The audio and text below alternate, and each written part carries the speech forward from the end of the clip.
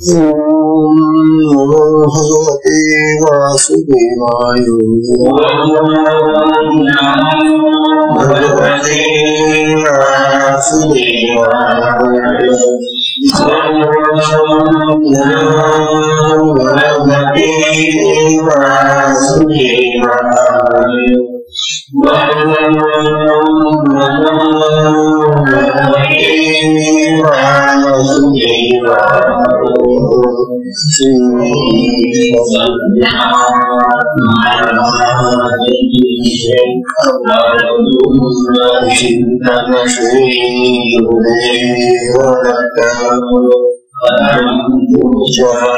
श्री सद्गुरु संत ज्ञानेश्वर महाराज की जय।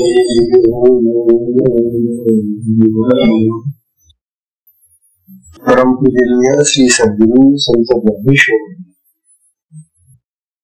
साधकांचे माय बाळयोगी आणि भगवान विष्णूचे अवतार असलेले ज्ञानोबा यांचा श्री अमृतानुभव तथा अनुभव अमृतनामाचा ग्रंथातून पाहतो। या ग्रंथाचा दुसरा प्रकरण सुरू आहे। यामध्ये ज्ञानोबा सद्गुरूंना वंदन करतायत, परंतु ते जे सद्गुरू असतात ते कसे असतात, सद्गुरू काय असतात, कोण असतात, त्यांचं कार्य कोणतं, सद्गुरूंच्या बाबतीमध्ये साधकांना जर अज्ञान असलं, शिष्याला जर अज्ञान असलं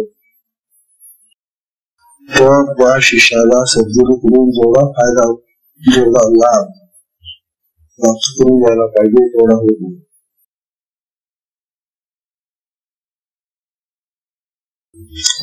एखाद्याला कामधेनू भेटली, समजा गाय,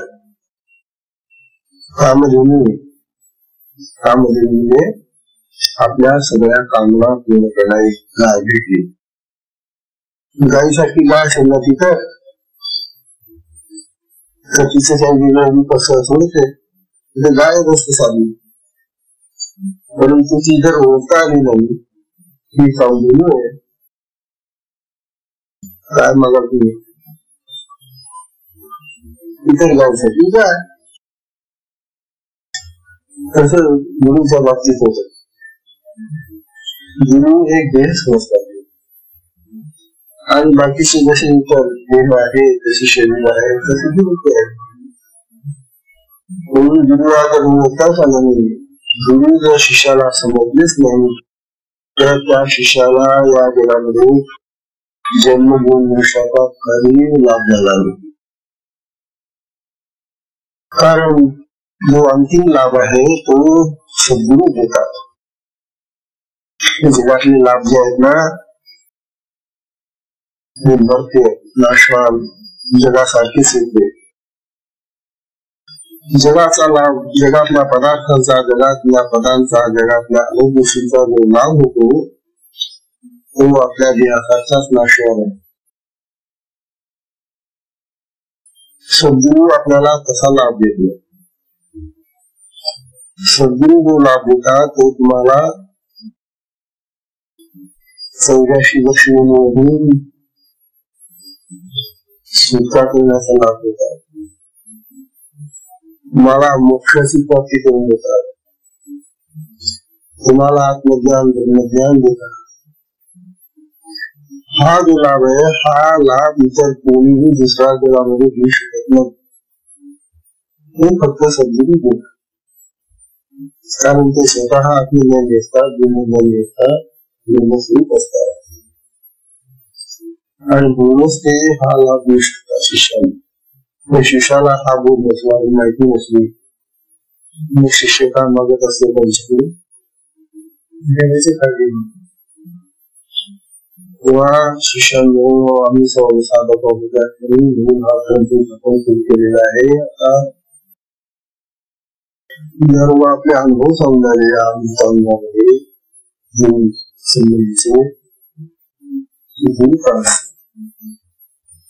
म्हणून शिष्यांनी गुरुंना ओळखलं पाहिजे आणि जे शिष्य गुरुंना ओळखतात त्यांना विधिनिमित्त हे महत्व फक्त आणि ते विधी करून हा मोक्षाचा लाभ, जीवनमुक्तीचा लाभ, विदेहमुक्तीचा लाभ, ब्रह्मस्वरूपाचा, ब्रह्मानंदाचा लाभ प्राप्त करून घेतात.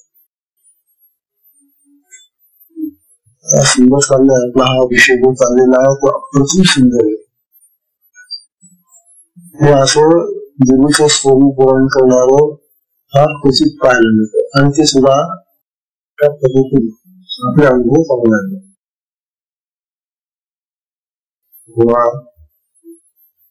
की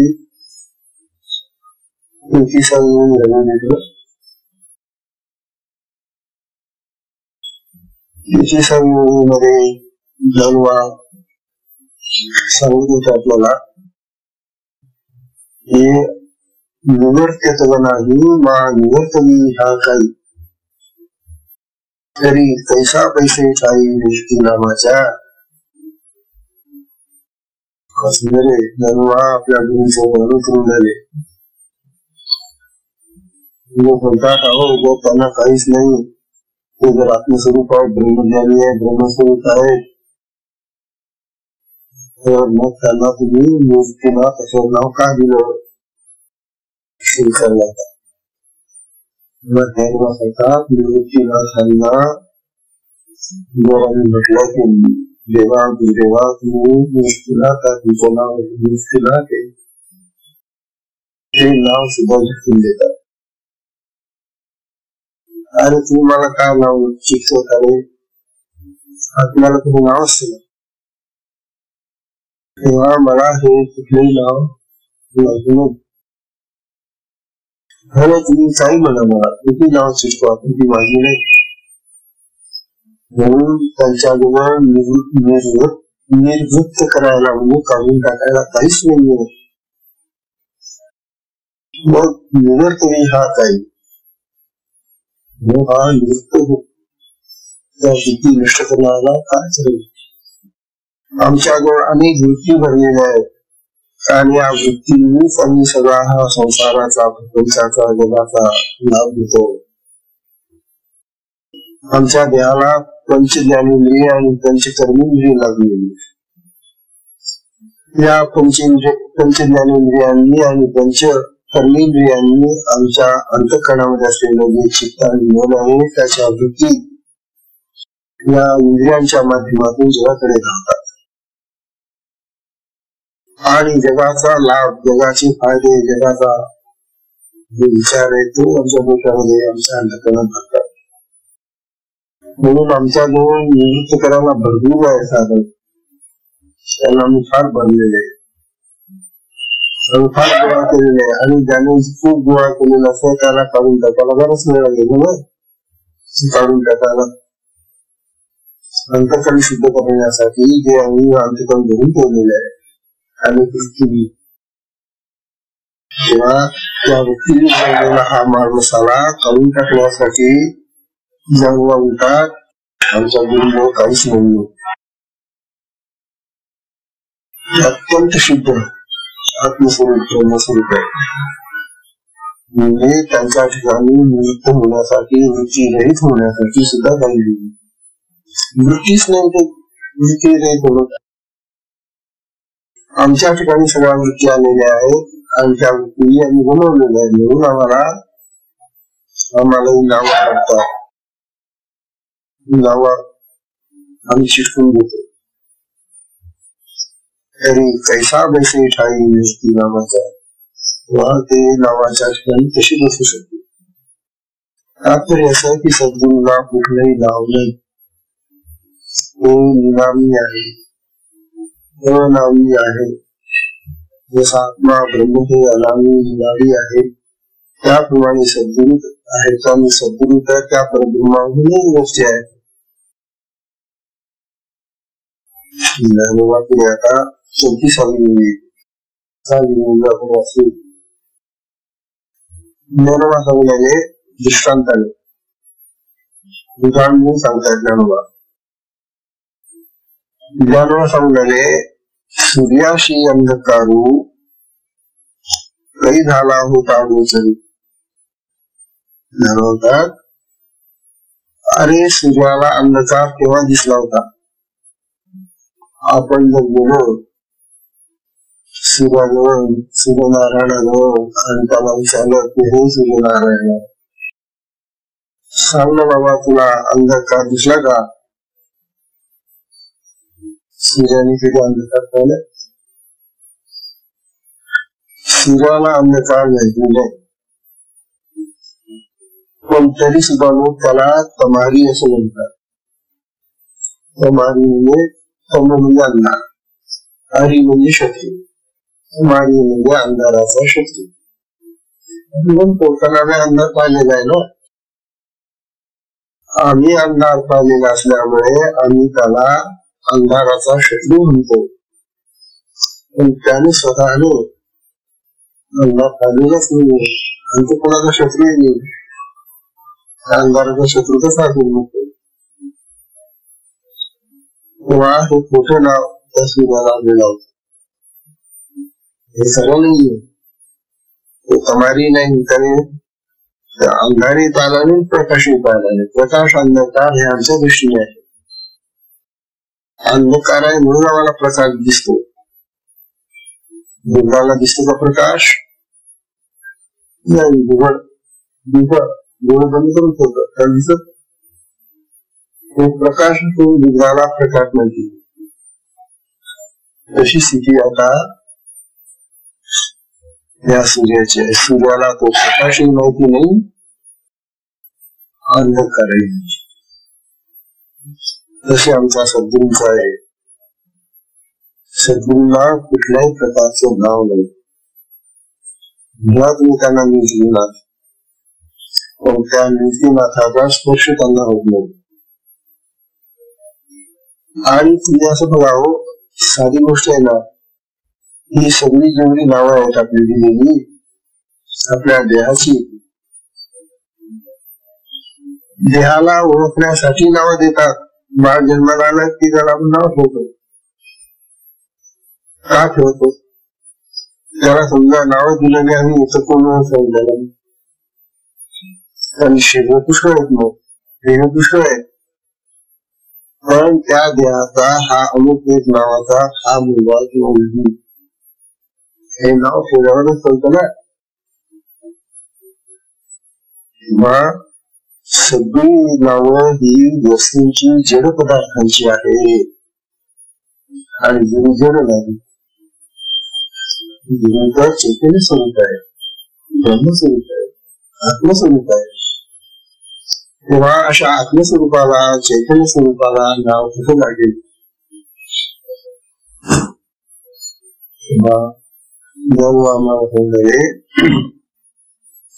माझा गुरुंना मिळालेलं जे निजतीनाथ नावाचं नाव आहे ते सुरुवाती धारण करत नाही. पण काय करावं आता? लोक त्यांना शिकवताच येतं, शिकवावं काही नावानं हाकावा लागतो. हा दिवस बघा, सुरुवाशी अंधकारू काही झाला होता तरी तमारी हा डगरू आला शिकी, तरी त्याला तमारी नावाचा हा उपाधीचा भाव आलाच नाही. डगरू उपाधी शिकवली केली त्याला. त्या नामांच्या उपाधी आहेत, आम्हालाही लागलेल्या आहेत त्या सगळ्यांना.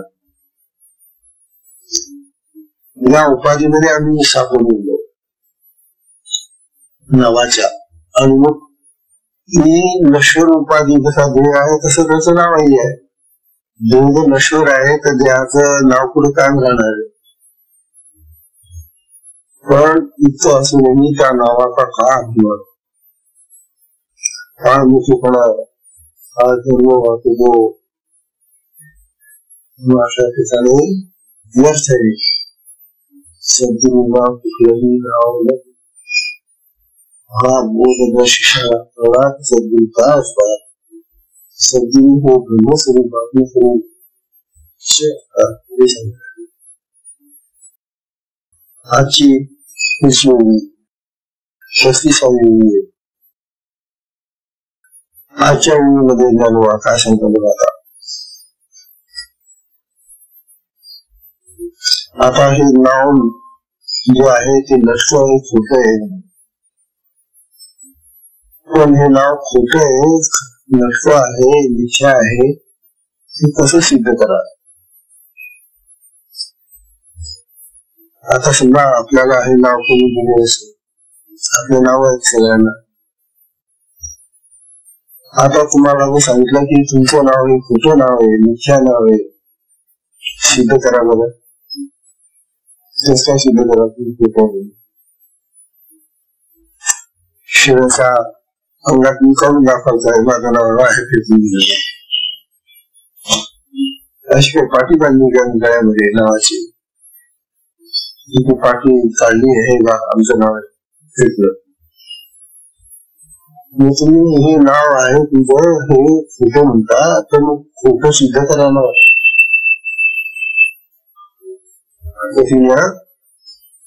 आपल्याला आपलं नाव सुद्धा खोटं आहे शिकवूनच होत आहे. हे खोटं आहे की नाही? देव सुद्धा कसं खोटा, फक्त खातो पितो चालतो बोलतो सगळा व्यवहार करतो, कसं खोटा? देहाला जर तू खोटाच म्हणायला नाही तर तुझं नाव सुद्धा तू खोटं कसं लिहिशील रे? आहे की नाही? एखादा दगड घेतला आणि त्या दगडाला काय नाव दिलं कुठले, दगडाला आहे तो दगड आहे, त्याला तुम्ही नाव शिकवता. काय नाव देवाचं नाव घेऊन त्याला त्या दगडाला पिसता. वास्तविक तो दगड आहे, अचेतन आहे, जड आहे, त्याला भाषा नाही, बोलणं नाही, त्याला कळत नाही,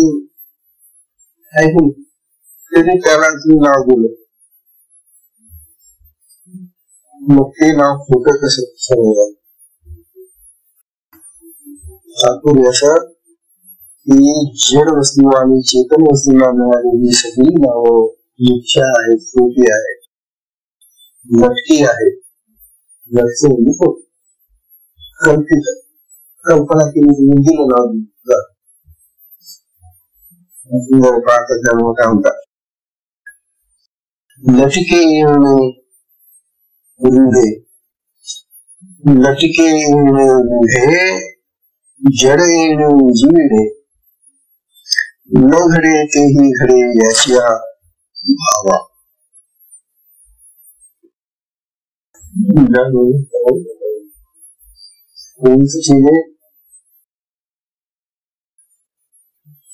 पुन्हा वाचतो समजते बघा. लटके येणे रुढे, जड येणे उजविडे, जड येणे उजवडे, न घडे तेही घडे याची भावा. हा स्पष्ट आपल्याला असं सांगितलं की आता आमच्या सद्गुरूचं नाव सिद्ध करायचं आहे. मला खोटं आहे का खरं आहे हे कसं सिद्ध करणार? धर्म सांगणारे त्या गुरूच्या सत्तेमुळे, त्यांच्या अधिकारामुळे, त्यांच्या आत्मस्वरूपामुळे, त्यांच्या ब्रह्मस्वरूपामुळे, त्यांच्या जवळ जे येईल ते चिंतन होत. विचार करण्यावर आपल्याला सांगितले आत्मा चेतन आहे आणि देह जड आहे. हा देह हे शरीर आहे आपलं, हे दगडासारखे शरीर जड आहे. पण आत्मा घेऊन गेल्यानंतर ते गेलेल्याचा जड होत की नाही, हालत नाही, चालत नाही, बोलत नाही, काहीच करत नाही. तो म्हणजे तो एखाद्या दगडासारखं होऊन गेला. मग आता हा जो देह आपला आहे तो मूळचा जड आहे. जड म्हणजे अचेतन, चेतना नसलेला विषयी झाड आहे. ही झाड अचेतन आहे. अचेतन म्हणजे चेतना रहित आहे, ज्याच्यामध्ये स्वतःच हालचाल करण्याचं सामर्थ्य नाही.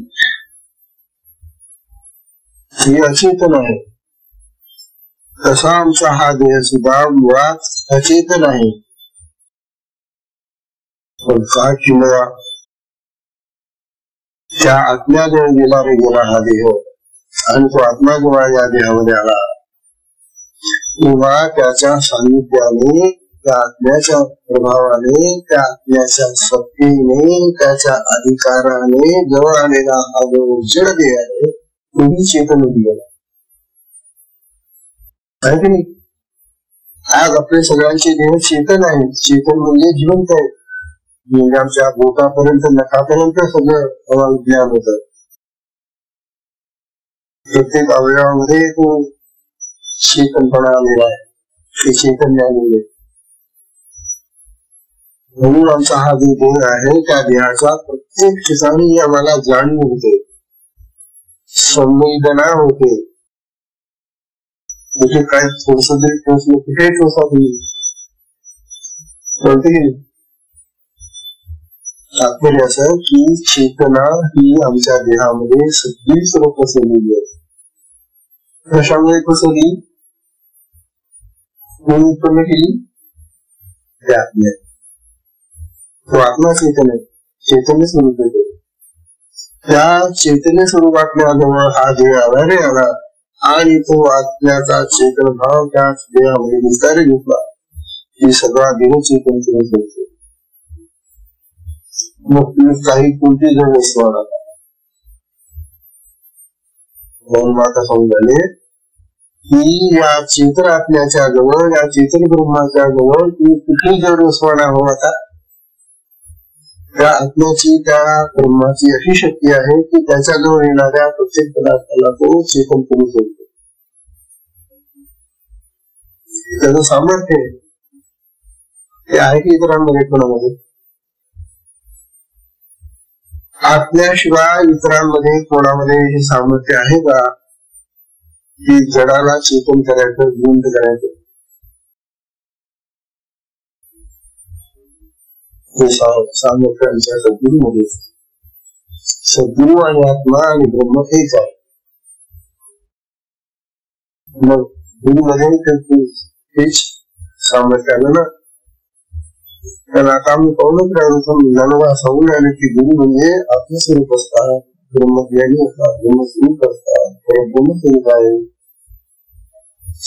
गुरु जर परब्रह्मस्वरूप आहे, आत्मस्वरूप आहे आणि आत्मा जर असा प्रभावी आहे की तो जडालाही चेतन करतो, मग आमची सद्गुरू नको करणार.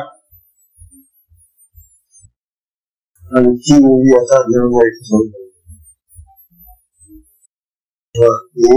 साधकाला कळलं पाहिजे की सद्गुरूचं सामर्थ्य काय असतं. आणि सद्गुरूच्या देहाकडे पाहून ज्ञान टाकून त्याला देह समजतो.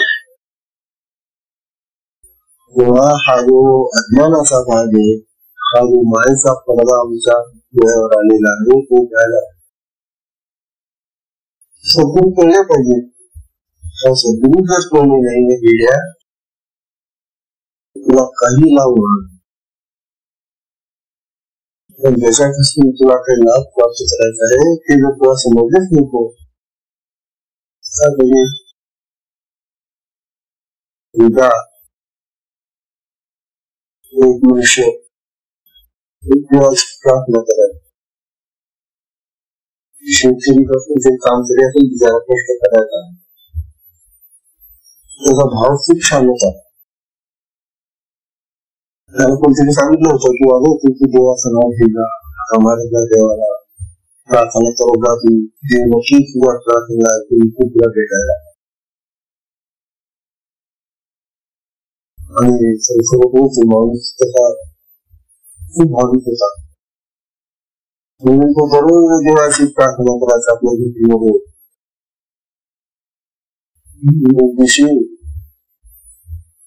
देवाला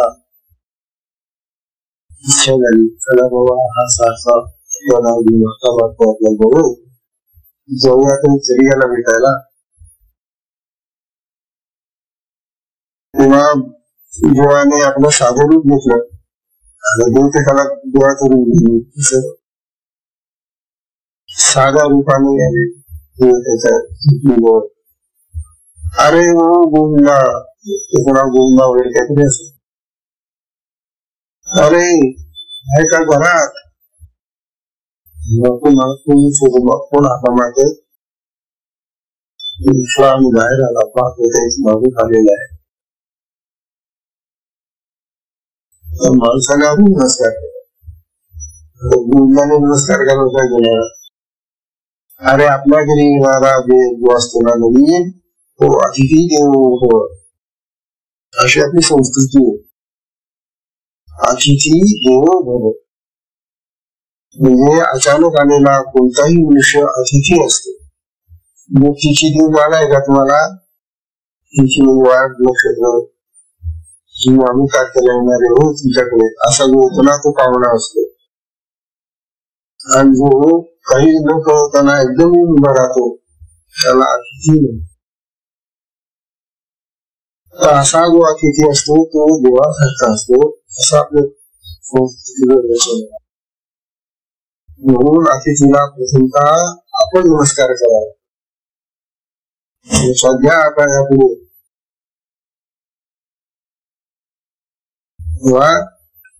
त्याने ते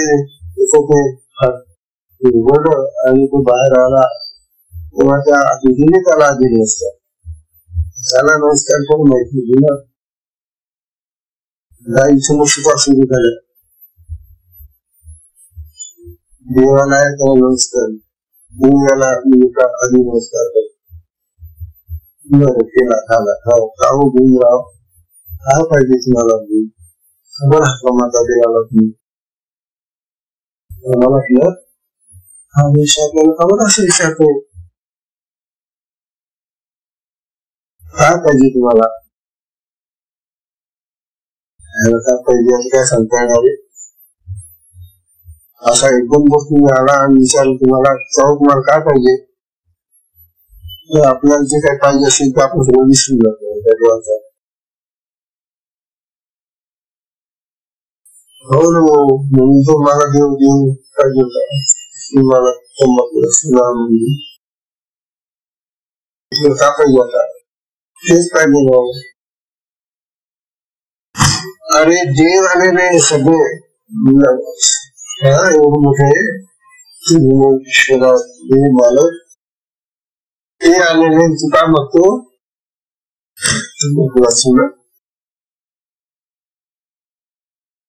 हे असं होत.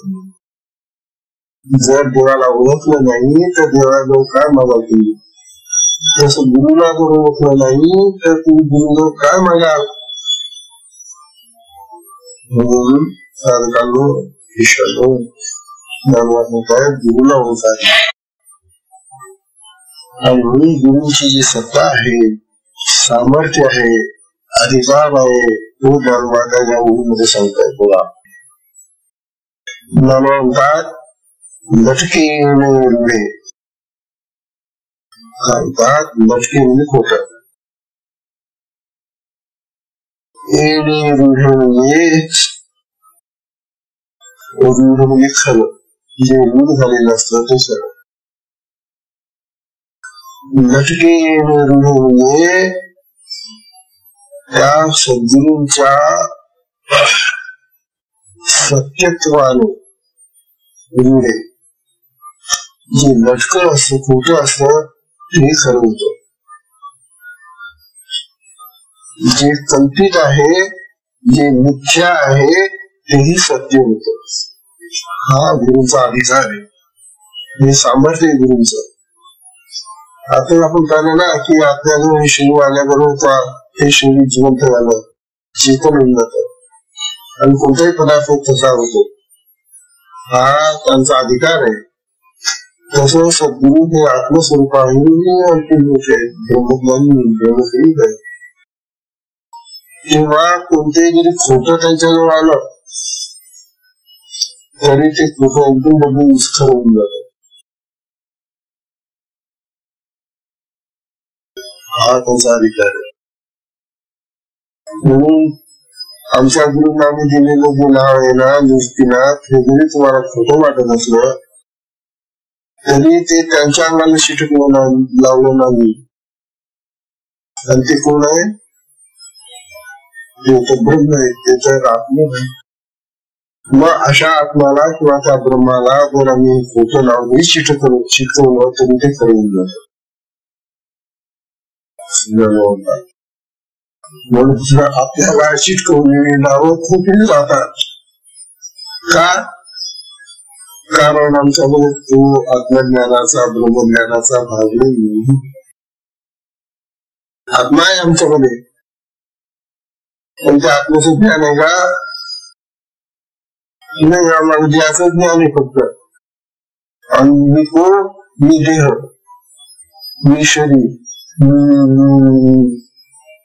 अरे तू मी म्हणणारा देह म्हणतो, मग तुझ्या देहाजवळ जे कोणतं नाव येईल ते कसं ठरवून घे. हे सर्व होईल. निवा स्वरूप मी आत्मस्वरूपी, मी ब्रह्मस्वरूपी, मी ब्रह्मज्ञानी. त्यावेळेला माझ्याजवळ येणार कोणतेही नाव तसंच म्हणणार, चेतन म्हणणार. सांगणाऱ्या गुरुचं महान सामर्थ्य आहे, ही सत्ता आहे गुरुची, हा अधिकार आहे गुरुचा. गुरुच्या जवळ येणार कोणतंही मिथ्या सत्य म्हणणार, कोणतंही भक्त सर्व, कोणतंही कोकण सर्व. शांतिकांचा ऐश्वर्याचा भाग आहे, सत्तेचा भाग आहे. म्हणून सद्गुरूंच्या जवळ तुम्ही किती खोटा आणावं, खोटं राहत नाही. खोटं नष्ट होऊन जातं आणि सर्व होऊन जातं. हा धंदा करायचा का गुरु? आणा तुमचे खोटे सर्व पैसे, मी तुम्हाला खरे करून देतो. त्याला होच आपले गुरु खोटे पैशांचे खरे करून देतात ना. हा जो धंदा सुरू केला तर असं करतो गुरु. अरे आध्यात्मिक अर्थ समजा कसा, खोटे पैशाला खरं करायचं नाही, खोटे सोनं घेऊन जायचं खरे करून द्यायला महाराज, खोटे मोती घेऊन जायचं महाराज त्या खरे करून द्यायला, खोटी मोती द्यायला महाराज खरे करून. हा धंदा आहे का गुरुचा? अरे तुमच्यामध्ये जे भरलेलं खोटं, जे मिथ्या, जे नाशवान, ते व्यापाला गुरुला ते लावतात आणि तिथं खरं.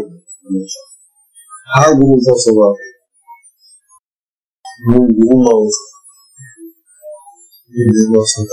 पाना पहिल्याच सांगतात धन्यवाद. लटके रुढे, हे भक्त आहे, खोट आहे, कल्पित आहे, त्याला ते सत्य करून लागतात. लटके रुढे. दुसरा म्हणतात ते जड येणे उजीवडे. तुम्ही जड पदार्थ आणून ठेवा त्यांच्याजवळ, त्याला ते प्रकाश म्हणतात. उजीवडे. जडाला प्रकाश देणारी शक्ती गुरुमध्ये आहे. जड येणे उजीवडे. आणि तिसऱ्या सांगतात न घडे तेही घडे. न घडे तेही घडे याची भावा. याची भावा म्हणजे यांच्या सत्तेमध्ये भाविक भाव म्हणजे सत्ता, अधिकार. यांच्या अधिकारामध्ये जे घडू शकत नाही ते घडून दाखवतात. जे कल्पांती तुम्ही म्हणाल की घडणं शक्य नाही, ती अशक्य गोष्ट सुद्धा गुरु घडून दाखवतो. असं सामर्थ्य गुरुचं आहे. गुरु न होता कुठे काय भेटत. सद्गुरूचं सामर्थ्य होण्याशिवाय त्यांच्याकडून आपल्याला हा लाभ हा सुंदर. तेव्हा लटके रुढे जड जीवडे. न घडे तेही घडे याची या. आता जो घडे ते घडून दाखवतात. आता शिष्याला असं वाटलं आमचे गुरु त्याचे नाही त्याला सुद्धा घडून दाखवतात. मग आता आपण काय मागत काय मागाल आता. समजा तुम्हाला कळलं की आपले गुरु असे आहे सामर्थ्यशाली की ते न घडणारी गोष्ट सुद्धा घडून दाखवतात.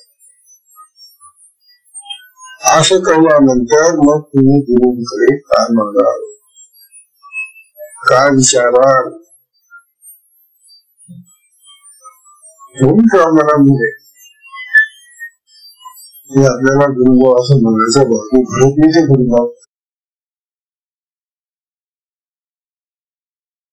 आता पहा तुम्ही अशा प्रतिक्रिया की महाराज ज्ञानाप्रताच्या प्रत्येक मन आता वेगळ्या प्रकारच्या प्रतिक्रिया व्यक्त करतो कारण त्यांना आत्मज्ञान कुठे झालेले. सर्व जगाचा बाजार बसलेला आहे हा. जगामध्ये नाही प्रपंचामध्ये परमार्थ नाहीच नाही.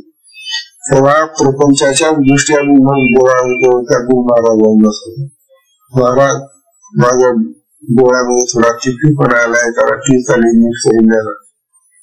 महाराज माझे खूप दुःख होते नीट करून द्यायला. काय नाना प्रकार सगळे असेच माहिती मागतील. जे न घडे ते घडून दाखवत ना. महाराज त्याला आम्ही करून झालेला आहे करून द्यायला. त्यांना फ्रेंच कमी पडली जरा मागतोय काय घडेल काय घडे करतात ते तुला काहीच कळलं नाही. अरे ज्याला साईची मुक्ती मिळत नाही मिळू शकत नाही त्याला साईची मुक्ती ते देतात. जे अशक्य आहे आम्हाला आमच्या प्रयत्नाने जे ब्रह्मज्ञान जे आत्मज्ञान आम्हाला पाहिजे ते मिळत नाही आम्हाला. हे अशक्य आहे आम्हाला. या जगातल्या गोष्टी काय करतात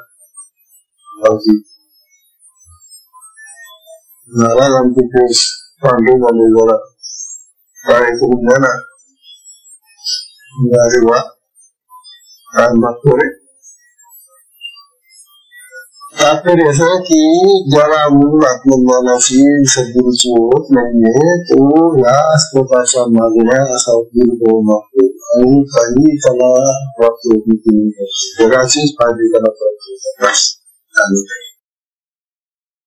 जगाच्या फायद्यासाठी गुरु नाही. जगाचे फायदे आमच्या प्रारब्धानुसार येतात आणि जातात. येणारी सुखदुःख येणारी लाभ आणि आम्हाला आमच्या प्रारब्धाप्रमाणे आमच्या कर्माप्रमाणे येतात आणि ते घ्यावं लागतात. हे तुझं नशीब आहे तुझं दैव आहे तुझं प्रारब्ध आहे हे तुला भोगावं लागेल. कारण तू मागच्या जन्मामध्ये जे काय केले मला त्याच फळ आहे. तेव्हा प्रारब्धाचे भोग गुरु टाळत नाही.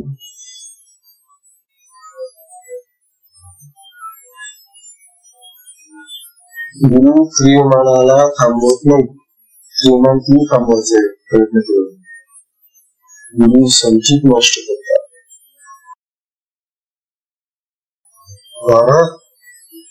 तीन प्रकारचे संचय होतात आमच्या देहावर अंतःकरणामध्ये. तीन प्रकारचे संस्कार येतात आमच्या देहावर आहेत आमच्या देहामध्ये. पूर्वजन्मीचे जे कर्म केलेले आहे ते आहे त्याचा मोठा साठा भरलेला आहे आणि त्यातून प्रारब्ध निर्माण होत. या देहामध्ये जे आयुष्य आमचं काय किती जेवढं आयुष्य असेल त्या आयुष्यामध्ये भरणे इतकं प्रारब्ध निर्माण होत आणि मग साठा तर खूप मोठा आहे. त्या संसाराचा प्रचंड साठा अनेक जन्माचा आम्ही भरलेला आहे. त्याचं काय करायचं. प्रारब्धाचा भोग काढून ठेवलेला तो भोगावा लागेल. आता नवीन जी कर्म आम्ही करून आहोत ती संचित करण्याची निर्माण करण्याची फायली लावलेली आहे. हा ती सुद्धा तुम्ही निष्काम कर्माने थांबली पाहिजे. कर्माने ती नाही ना तुझ्या, त्यावेळेला निष्काम भावनेनं ते कर्म करा. हे कर्म माझं नाही, मी करता नाही, कर्माचे फळ माझं नाही, अशा वृत्तीने जर ते कर्म केलं तर त्या कर्माचं संस्कार येत नाही. त्याला प्रेमान म्हणतात. तो प्रेमान तुम्हाला सुनावा लागेल निष्काम कर्माने. भोगाने संपवा लागेल. आणि मग प्रचंड साठा संचिताचा आहे गुरुशक्ती झाले. आपल्या साधनेमध्ये जे नष्ट होत ते संचित नष्ट होत. लक्षात ठेवा, प्रारब्ध आणि प्रेमान नष्ट होत नाही. त्याची जबाबदारी त्या शक्तीची नाही. हे जर कळलं नाही आम्हाला साधनेतून, तरी सुद्धा आम्हाला खायला आम्हाला वाटलं आमचं सगळं जीवन करून टाकावं, त्या शक्तीने करायला सगळ्यांना करता. तेव्हा अशा प्रकारे ज्ञान आपल्याला समजायले की तुमचा एवढा मोठा साठा जो आहे संस्कारांचा, संचित साठा ज्याला म्हणतात, साठवलेला, संचित म्हणजे साठवलेलं, हे जे साठवलेलं आहे आणि जन्मांचं त्याला संचित म्हणतात. आणि या संचिताला ते गुरु नष्ट करून टाकतात, ती गुरुशक्ती नष्ट करून टाकतात. तेव्हा गुरुचा अधिकार बघा, गुरुची शक्ती बघा, गुरुचं सामर्थ्य पहा. म्हणून न घडे तेही घडे. मग जे घडत नाही म्हणजे आमच्या प्रयत्नाने तो संचित साठा आम्हाला काढता येत नाही आणि तो गेल्याशिवाय आम्हाला साईची मुक्ती होणार नाही किंवा आम्हाला तो आत्मस्वरूप प्राप्त होणार नाही. म्हणून सद्गुरु ते काढतात. ते गेल्याशिवाय आत्मस्वरूप नाही. अंतकणामध्ये अनेक न धरलेले, चित्तामध्ये खूप न धरलेले, त्याला मला ज्ञान कसं होईल. म्हणून हा साठा उपसण्याचं कार्य ती शक्ती करते, गुरुशक्ती. असं बनवता म्हणून घडे ते न घडे. तेव्हा जे घडू शकत नाही ते सगळं घडून दाखवतात सद्गुरू. अशा प्रकारचा हालचाल ज्ञानवाणी आपल्याला या उंचीमधून सांगितलेला आहे. अघटित घटना अशी माया. अघटित अशा घटना आमच्या जीवनामधल्या ज्या आहेत त्या सद्गुरूच्या कृपेने निष्ठ होतात. आणि अशी माया म्हणजे जी माया पट म्हणजे वस्त्रासारखी आम्हाला झाकून ठेवते, त्यांच्या डोळ्यावर होती माया. मायेचा पडदा डोळ्यावर आला नाही आला की आम्हाला या जगाचं ज्ञान, खरं ज्ञान होत नाही.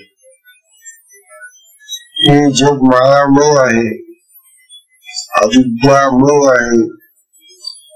अशा या अविद्यामय मायामय जगामध्ये आम्ही वावरतो आणि तो मायेचा पडदा आमच्या डोळ्यावर असल्यामुळे आम्हाला सगळं जग खरं वाटतं. हा संसार खरा वाटतो, हा प्रपंच खरा वाटतो. हा जो भ्रम आलेला आहे हा मायेमुळे आलेला. ज्याला हा संसार खरा वाटतो आहे, संसार सत्य असं म्हणून चालतो, त्याच्या डोक्यामध्ये भ्रम निर्माण झालेला आहे मायेने. म्हणून ही माया काढण्याचं कार्य सद्गुरू करतात. अरे आधी तू भ्रमतो का, ती पट्टी का डोळ्याची, मग तुला दिसेल की हा संसार खरा आहे का खोटा आहे. म्हणून सद्गुरू काय करतात, ते माया पटवादी करतात, फेकून देतात शिष्याच आणि त्याला खरं दाखवतात. खरं काम खोटं काम हे आता ओळख. तेव्हा ज्ञानोबा आपल्या गुरुचं सामर्थ्य सांगून राहिले, न घडे ते घडे. बघा हा मायावशेदा विषय हे माईक म्हणून वाळीशी अमायिकत्वानवशी कोणही विषय आहे. 36वी या 36व्या ओळीमध्ये ज्ञानोबात अगदी स्पष्ट सांगून जातात.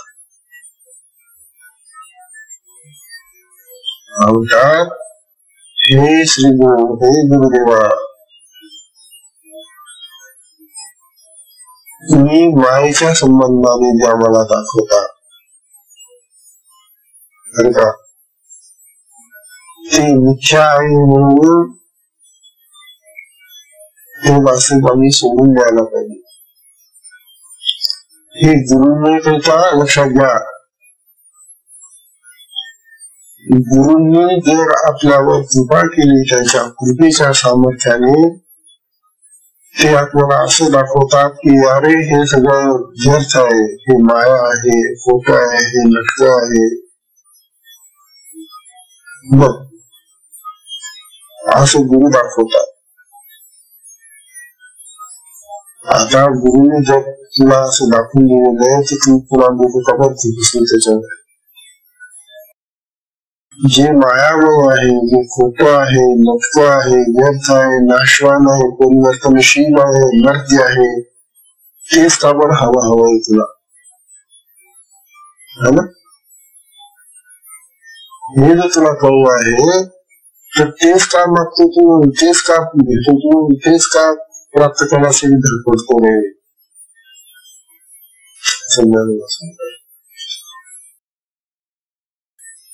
हा मायावशेदा विषय. मायावशे म्हणजे सद्गुरूंचे माया विवर्जित आहे, माया रहित येते. त्यांच्या अंगाला माया स्पर्श करू शकत नाही. असे आमचे सद्गुरू तुम्हाला माये संबंधी दाखवतात. वगैरे ही अशी माया असते बरं, हिचा विचार करू नको बरं, हिचा गोळ जाऊ नको बरं, ती का चिटकी बरं, एकदा का चिटकली तुला ती तो सोडणार नाही बरं. हे सद्गुरू दाखवतात. म्हणून सद्गुरूची महान कृपा आहे की सद्गुरूमुळे आम्हाला खरं खोटं असं नसतं. वास्तविक आमच्या बुद्धीमध्ये ती शक्ती आहे परंतु ते फार अल्प थोडीशी. तेव्हा त्या बुद्धीतल्या शक्तीला अधिक चेतना देऊन गुरु तिला समर्थ बनवतात आणि मायेचं स्वरूप दाखवून देतात आपल्याला. अनुभव सांगितलं. आणि ते माईक म्हणून वाळशी आणि जे माया म्हणून तुला दाखवलं ना ते माया स्वरूप जे आहे ते बाजूला करतोस तू. शिष्याच्या डोळ्यावर हा माईचा पडदा सद्गुरु शिवाय दुसरा कोणीही काढू शकत नाही. हा माईचा पडदा असा विचित्र पडदा आहे की तो तुम्हाला दिसणार नाही. असा काही भ्रम, अशी काही भ्रांती चित्तामध्ये झालेली आहे आमची की जे खोटं आहे त्याला आम्ही खरं समजतो आणि जे खोटं आहे त्याला खरं समजतो. खराला खोटं आणि खोट्याला खरं समजणं ही भ्रांती, हा मायाचा प्रकार आहे. मग गुरु काय करतात, गुरु उलट करून दाखवतात तुम्हाला. अरे हे खोटं आहे ना तर हे खोटं आहे आणि हे खरं आहे ना हेच खरं आहे. तू ज्याला खोटं समजता ते खरं आहे आणि तू ज्याला आता खरं म्हणतो ते खोटं आहे. तात्पर्य असं की गुरु हे आम्हाला समजून देतात कारण तो त्यांचा अधिकार आहे की त्यांची सत्ता आहे, ते त्यांचं सामर्थ्य आहे. हेच आम्हाला असं दाखवू शकतात कारण ते माया विवर्जित आहे, माया निवृत्त होते, मायेमध्ये सापडत नाही गुरु. आणि जे मायामध्ये सापडत नाही ते दाखवू शकतात आपल्याला. सद्गुरु नावचा हे माहित म्हणून माहिती अमायिकतमनोसी कवना ही विषो, पण सद्गुरु अमायिक आहेत.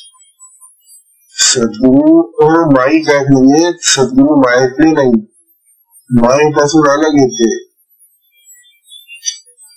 आणि जे अमायिक असतात ते कोणत्याही गोष्टीचा विषय होत नाही.